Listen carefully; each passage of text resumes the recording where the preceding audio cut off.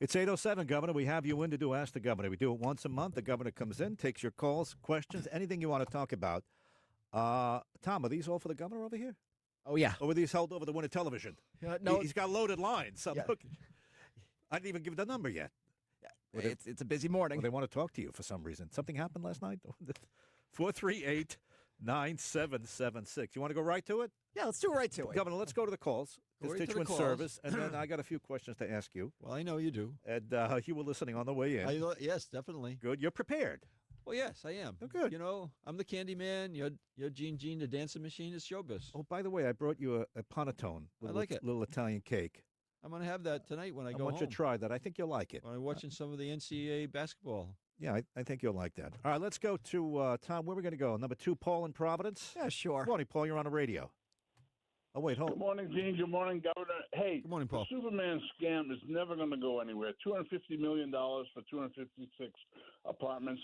Here's my suggestion. Why doesn't the state – you wanted to buy the Citizens Bank building. You got shot down. Gregor Maury wants a new state archives. Why not take the Superman building by eminent domain, put a few thousand state employees working in there, put the archives on the ground floor.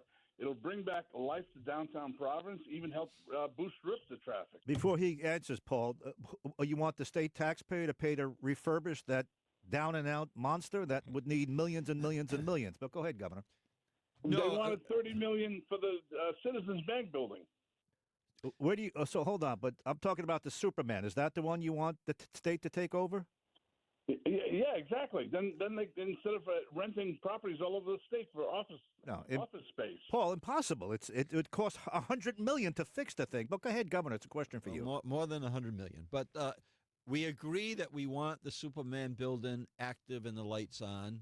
At this point in time, the best route, and I've actually met with Mayor Smiley on this very issue this week, is to continue to try to put together the financing for this private developer so they put the private money in.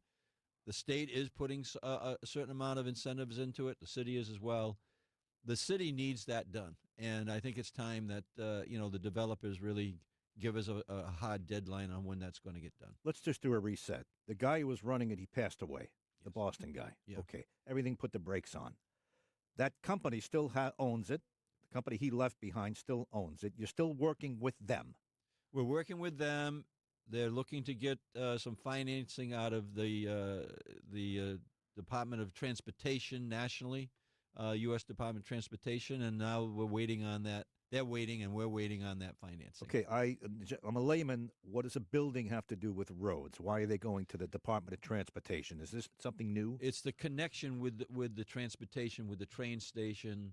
We're in the middle of a strategy to move the bus hub to next to the train station. So Okay. that's the connection, is the transportation modes. So move the buses up by the State House, and that somehow would free up DOT money for the Superman building rehab? Well, the DOT would be within a certain distance of that transportation, which is a qualifier. Okay, and how much are you trying to get out of them? What do they want to get this thing going? I don't know the exact amount. That's their private business, but I think they look, that project is going to cost, last I heard, $250 million or more, something like that. It's got to be at least. At least. Are you supportive of this? I am.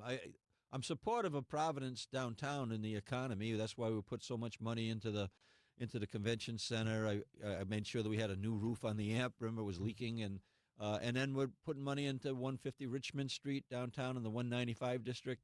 It's really needs to make sure that building is occupied in a healthy way, bringing people into the city, just like Paul said, living there, supporting the local businesses. That's the plan. That's certainly Providence plan, and I support that. Just one footnote before we go to other topics. Talking Superman building, if you get millions and millions out of this federal Department of Transportation, that's in the offing now. By the way, is that new? Have I missed this part of the story, or is that new? No, it's been ongoing for the last several months, and it's a mortgage. It's not not a grant. There's a payback, but the interest rate is lower because of that connection with the transportation. And what do they want from us, the taxpayers of Rhode Island, you and me? What do they want from us? Well, there's since day one, we have put in about $15 million of tax credits out of commerce, I think it is, and then the city has put in some tax agreements along with some other incentives.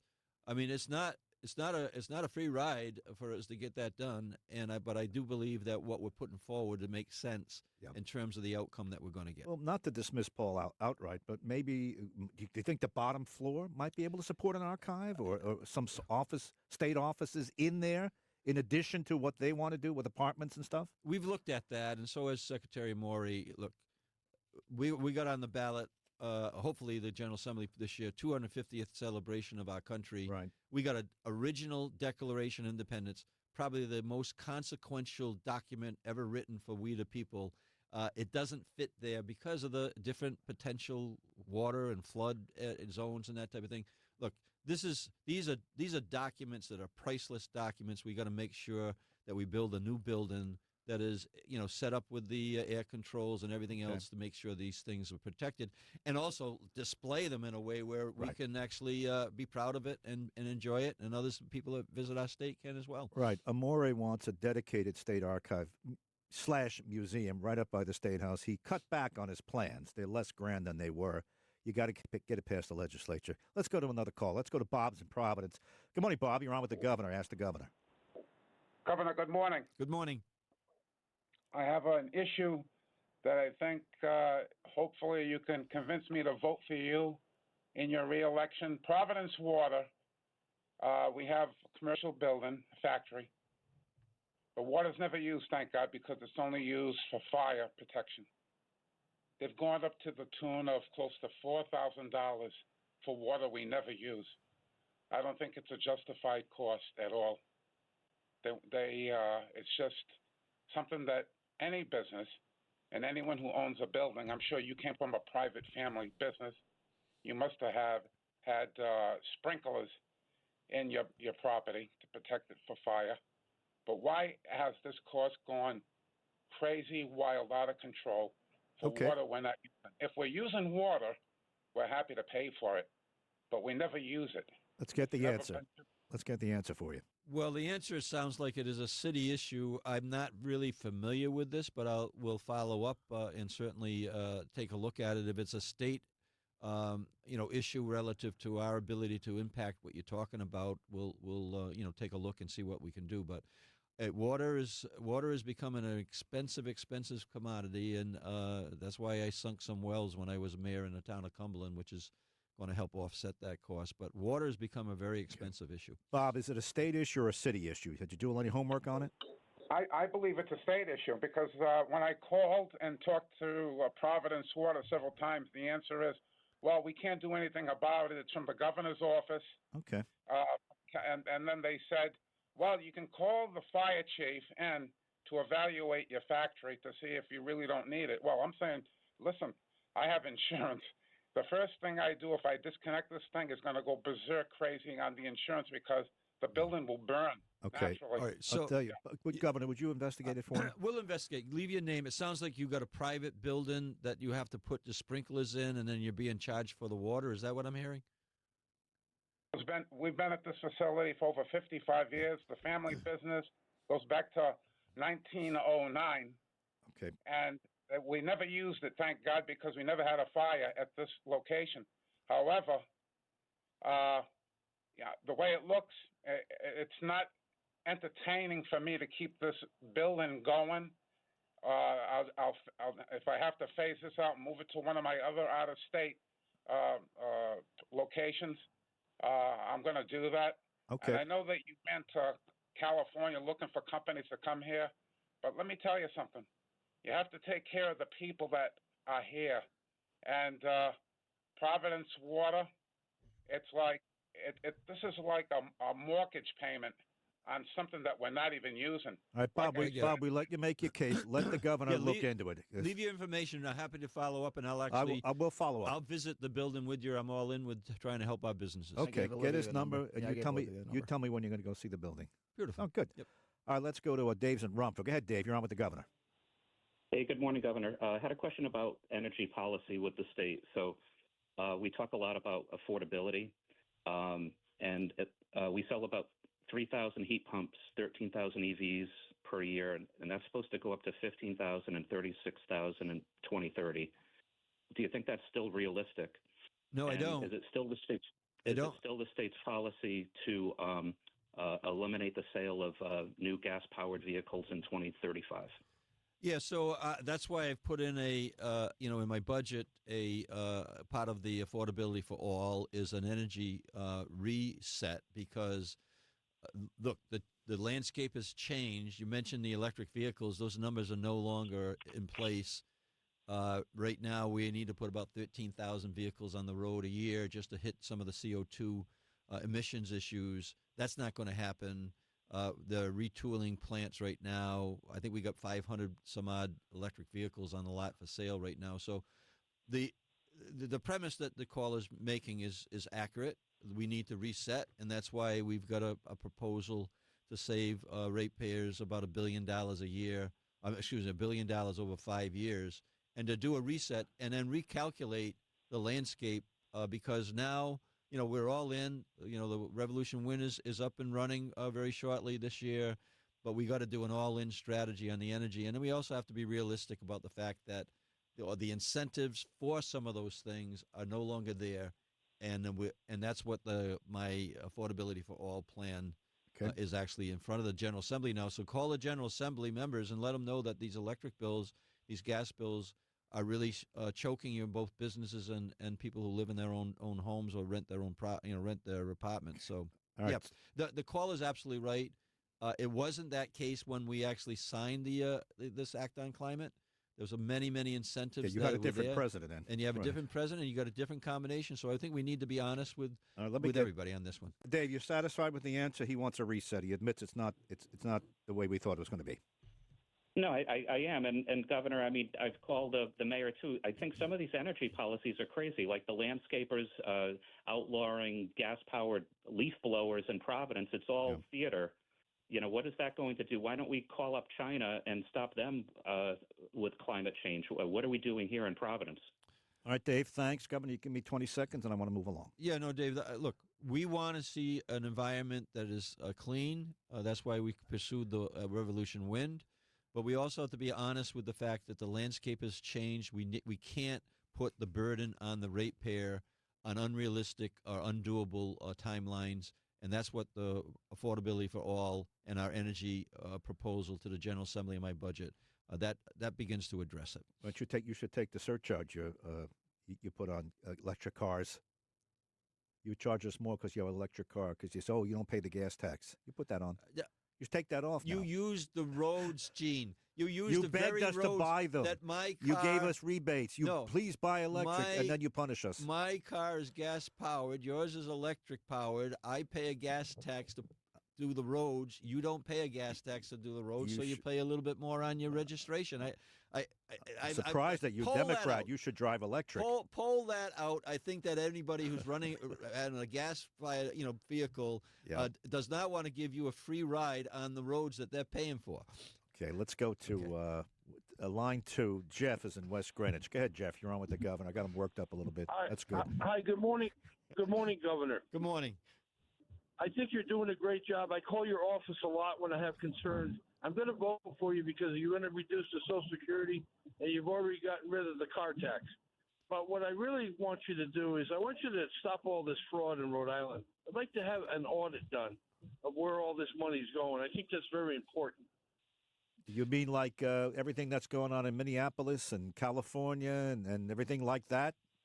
Well, I'm very upset with the legislator. I think if the governor had a choice, he'd fire every one of them because they're useless. They make up stupid laws. This is the issue with those people. They want to tax you to death. I pump my septic. There's a tax on it. There's a tax on this. There's a tax on that. Hold on. These people are greedy. You're being They're pretty nice to the governor. I'm going to ask him about his millionaire tax. We'll see if he's still going to go with that. But go ahead, answer him. The Social Security tax, let's get rid of it. We're one of 8 states that has it. It's in my budget, a plan to do that. That's going to keep many people in the state of Rhode Island that leave the state of Rhode Island because of a Social Security tax, which is really important, and it's true. That's the Governor, the truth. We're having a good time. Governor, a billionaire who moved to Palm Beach doesn't care about their Social Security tax. No, I'm not talking it's about other things. I'm they talking left you. about. They left because of the millionaires tax. I love the millionaires. I'm talking about regular people like us that earn a living when they retire and they pay $3,000-4,000 on their Social Security tax, and they're making $100,000, $150,000 all in. Or how about the people who retired early, 62 to 67? They may be making $50,000 a year, and they're paying full tax on their Social Security tax. Beautiful, wonderful. So Do it. Those people will stay. The millionaires tax. I'm happy to talk about that. But the caller's talking about these costs that get layered in. Yeah. Yes, we have a Social Security tax strategy to eliminate that Social Security tax. That's going to be good for the economy in the state of Rhode Island. We have a child tax credit that everybody can take advantage of, not just people who can actually take the deduction. And then this energy thing that that the previous caller talked about. These are all things that we're layering on top of what the caller said in terms of the last $100 million on relieving the car tax came under our budgets. Since I've been governor, the pension veterans no longer pay a pension a tax on their pensions. That they took. We're talking about for 40 years. It took me 1 year to move that forward. So yes, we're trying to figure out how to make it affordable in the state of Rhode Island, and we have our challenges. He's with you. Next caller, Tom. I got one. They've got one vote. You may have more before the end. Well, he's got a family too. Yeah, so go ahead. And anybody who has Social Security and is going to be saying, "Yeah, damn it, let's get rid of that Social Security tax." All right, Tony and Warwick. Tony, go ahead. You're on the radio with the governor. Good morning, Gene. Good morning, Governor. Good morning. Yes, I have a question about the geoengineering, the cloud seeding that's going up, in the sky. You know how the Tony, I'm unaware of cloud seeding over Rhode Island. I heard some helicopters over East Greenwich last night, but are you aware of any secret plans going on? This is above my pay grade. Not that I want to dismiss the caller here, but I don't know enough about that to really. Tony, I don't want to go down the rabbit hole. If you could give us 30 seconds on your concern, I'll let you go. Go ahead. Well, I'm just concerned because apparently, the spraying metals, it's constantly going on. I have videos upon videos. Just Tuesday night around 6:30, I was at the movie theaters, and I could. Outside the movie theaters, I clearly saw 5 different planes going in different directions, spraying all these chemicals. I don't know. It's going on all over America. I see it in. I know what you're talking about, but could it just be that these are planes taken off from TF Green if you're in Warwick? No, absolutely not. I mean, I can put a video together and send it to your office. All right, send it. I know, I got it. Send it to the governor's office, and you can investigate this, and we'll do a follow-up. You know what he's talking about? Not really, but it's a little bit down the rabbit hole with conspiracies. They're seeding the clouds. It's the whole thing. But I don't think it's happening here. But maybe he's got the video. Yeah, send the video. I'd be interested in take a look at it. If I look at the the Rhode Island Housewives, I'll look at that as well. Oh, we'll get to that. Okay. It's 8:25. Quick break. That's Massachusetts, Governor. The big report came out. 70% of the people left Massachusetts and took $4 billion with them. They left. They got the millionaires tax. That's what happens. You don't want to be like Governor Hochul in New York begging people to come back. Are you still married to this millionaires tax? You're going to back off it now that you see what happened in Massachusetts? I am, and let's look at all the data, right? There was a migration problem in Massachusetts before the millionaires tax came in 21, 22 in that range. Over $4 billion left at that time as well. So, there's a structural issue that we have in this area of the country. There's no question about that. That's why I'm working on the energy costs and doing the work on the Social Security and making sure that we're, doing everything we can to increase the economy. 36,000 jobs have been developed since I've been governor. So understand the migration issue. If you look at the data, was about the same, about $4 billion the year before the millionaire tax came in Massachusetts. It's about the same right now. So it's fairly consistent in terms of before the millionaires tax and now after the millionaires tax. Yeah, but they broke it down, Governor. 70% from the 2023 numbers when the tax went in, 70% of those who left were the high earners who got hit with the millionaires tax. They voted with their feet. Now look at New York. Governor Hochul, you know her, now Democrat. She was on TV the other day begging the people who left New York to come back. Please come back.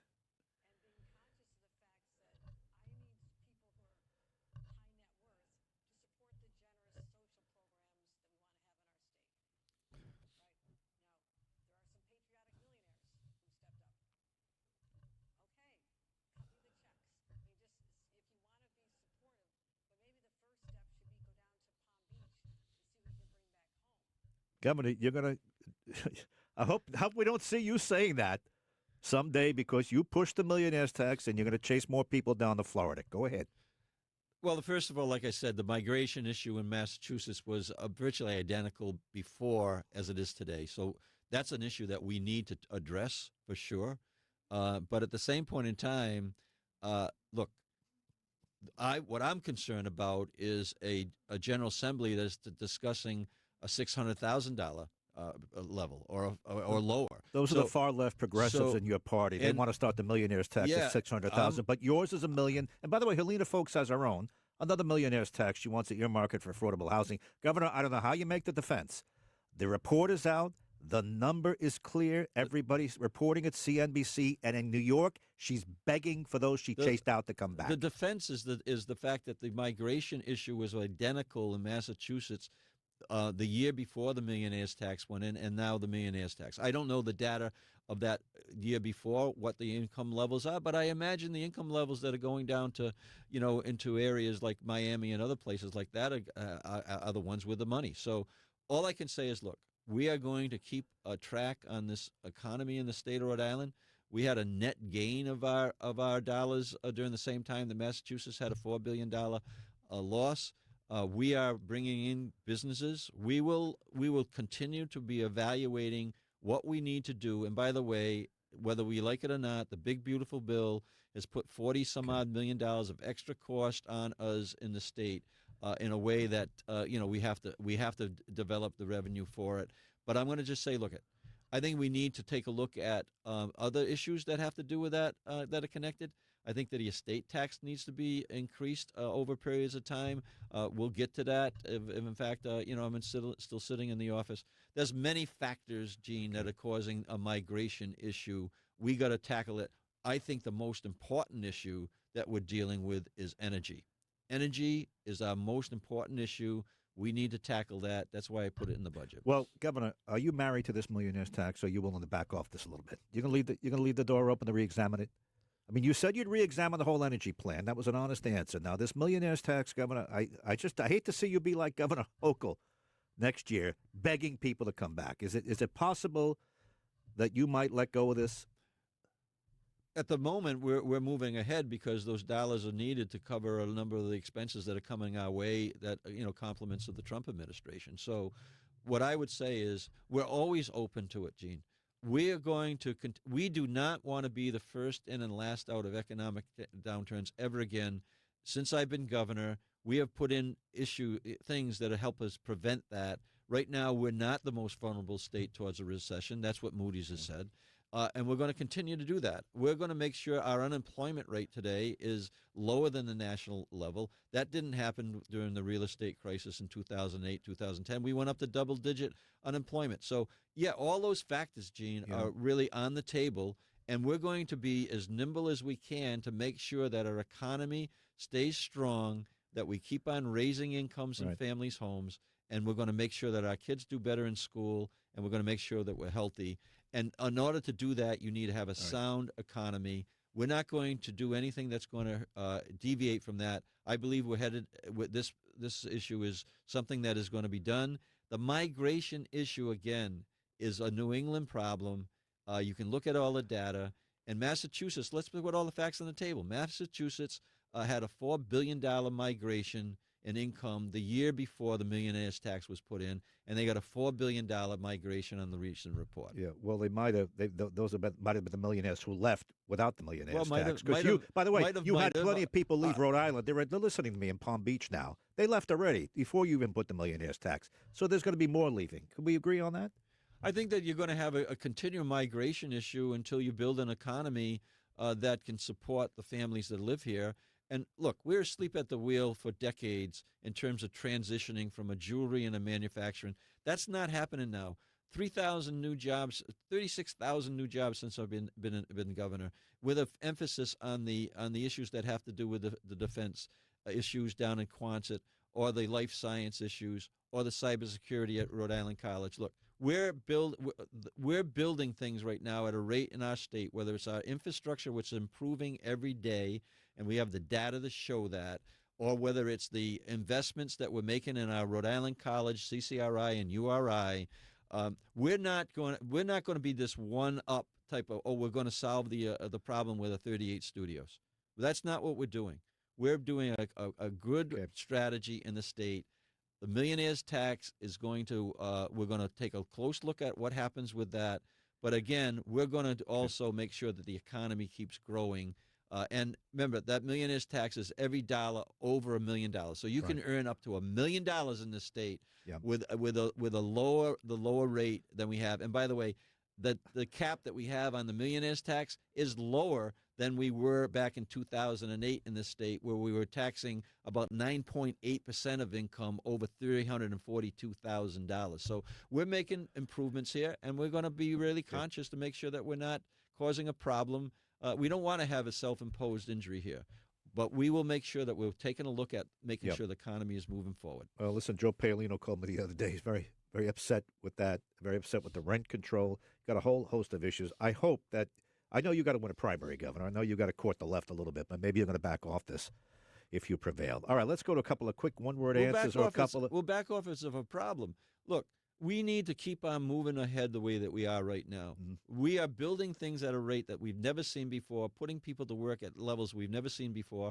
I got $600 million asking the General Assembly to put on a bond to keep people working at a higher education, a bond for housing, a bond for the commerce to make sure we keep our economy going.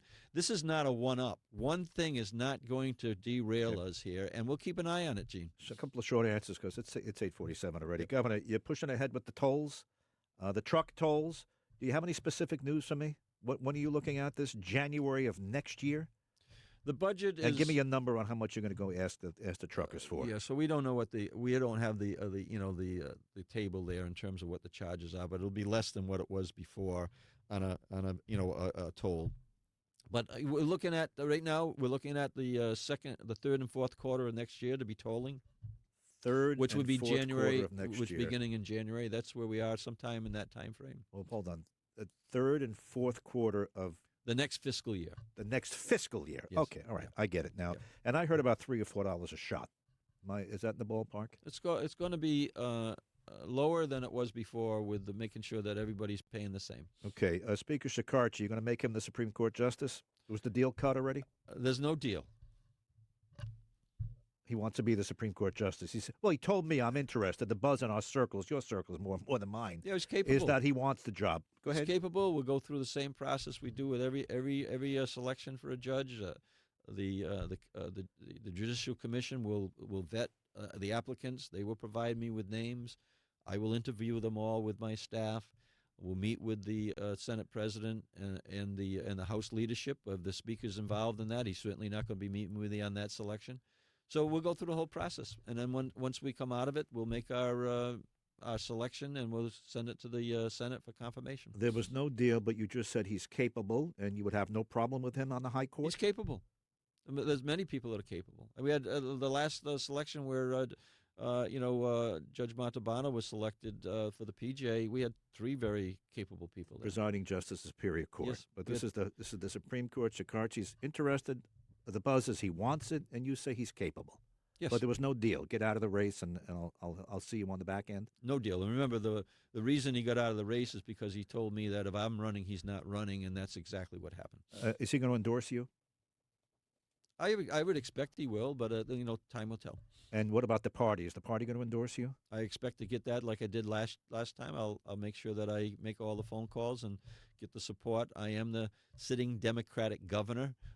And I intend to get the endorsement, and I intend to win in a wide margin in September and as well as in November. You're mad that you have a primary challenger? You've said that publicly before some groups, that you're really angry that you have to be primaried as a sitting Democrat governor. Does that accurately reflect your view? No, angry is not the right word. I understand the way that the process works, but I am the only sitting Democratic governor that I'm aware of in the country that is getting primaried in their own party. Why is that? You'd have to ask my opponent. Is it because she feels you're vulnerable, that she can take you? Well, is it because the other Democrats haven't rallied around you to prevent this and stop it? Where's Liz Perrick? Isn't she your party chair? Do you give her an earful about this? We certainly are in conversations. Look, there's more that the Democratic endorsement's important. but also the union endorsements, which I'll receive, are important. The small business endorsements, the municipal leaders endorsements. Our list, we'll have close to 1,000 people that will be, giving an hour to 100 hours in our campaign. We're already organizing that. Our campaign is going to be very strong. We've just talked about all the things that have happened since I've been governor and the progress that we've made in multiple areas. This is a fight worth having, and this is a fight worth winning. I'm all in, and the people in the state of Rhode Island are going to be with me as well because they know it's in their best interest to help their kids do better in school, to help their families earn more money, and make sure we're healthy and keep people working, building things at a rate that we've never seen before, and have those things that are being built pay off for generations. 8:51. Take your break, and we'll be back to say goodbye to the governor. It's 8:55. Yeah, Governor, I'm going to let you go. Okay, Gene. Because you get another question in there. You got about a minute and a half. You got about a minute and a half? Yeah. Did you see the Real Housewives of Rhode Island promotion yesterday? I didn't see the promotion, but I'm hearing the banter on the radio here. Showbiz. That's what it is. Showbiz. It's got you talking about it. That's exactly what they want to happen. Like I said, True. I'm the not candy gonna, I won't push that I'm back the on candy that. man. You're the dancing Gene, the dancing machine. It's showbiz. Yeah, you don't have, well, I'm only concerned. They said when he says very Italian, should I be concerned about that? I don't know. When somebody says very Irish to me, I'm feeling as though that's a compliment. Well, you're pretty diplomatic about that. Of course, they haven't said this is going to be very Irish. They said it's very Italian. But we'll see. Let's see how Governor, we'll see what comes of it. I might come back. If they depict the Irish in a way that I don't like, I'll come back and agree with you. I got a question for you before you go. What are we doing with Calci? Everybody's banning Calci at this point in Polymarket, these prediction markets. They're stealing money from the state. What are we doing with that? You told him you were going to look into that. Yeah, we are. We're investigating that right now, and we're going to make sure that we're on solid ground when we make a move. But we're not going to let them impact our local income. Okay, Governor, thanks. See you next time. It's Okay, 8:56. Thanks.